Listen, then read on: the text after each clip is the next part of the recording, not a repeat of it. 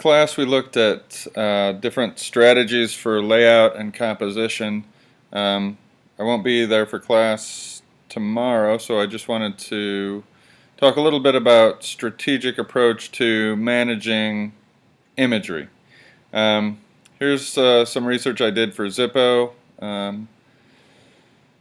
And it's probably similar to what you guys would find for yours, or I'm going to have black and white photographs from old time period. I might have contemporary, prototypical, um,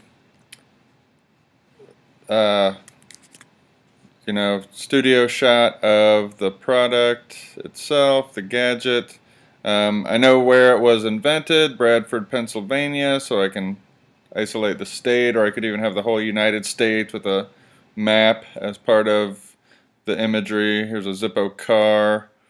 This has got some type reference too, so I might be thinking about that in terms of what typeface do I use. Here's the headquarters. This is a gigantic picture here. This lighter. It's actually 4 feet wide by 2 feet tall. If I print it out, it doesn't work for the format I've got here because it's the wrong orientation, but it is a big picture. So, and then I've got the line art for the patent. So, in order to manage my my images, to some degree I'm at the mercy of the things that I can find in my research. But that doesn't mean, just because I found an image doesn't mean I have to use it, and just because I have an image doesn't mean I have to use it the way that it is. There's a couple different founders or images of the founder. Here's a third one. This one's pretty grainy. This is a line art rendering. It's low resolution pixels. This is a high quality image, but it's got its own problems.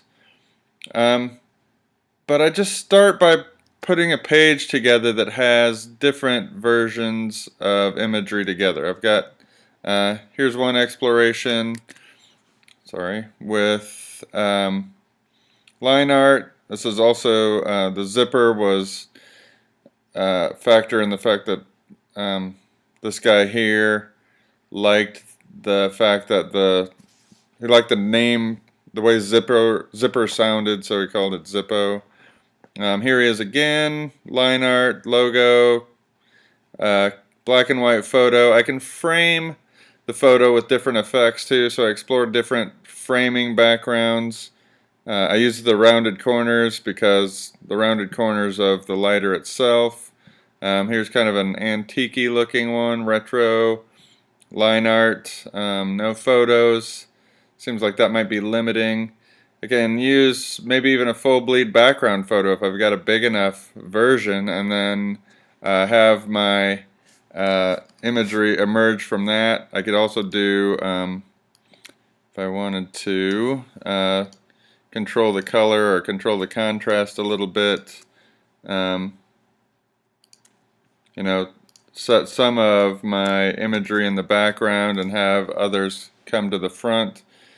But this is just a quick way for me to explore how might my imagery work together, what kinds of images am I going to use, because if I only use one type of image, if I only use the auto trace line art, if I only use icons, the design becomes kind of predictable and static, and a big part of the process of being successful as a designer is letting the finished design emerge from the material you've got the way that they suggest themselves to you as working together.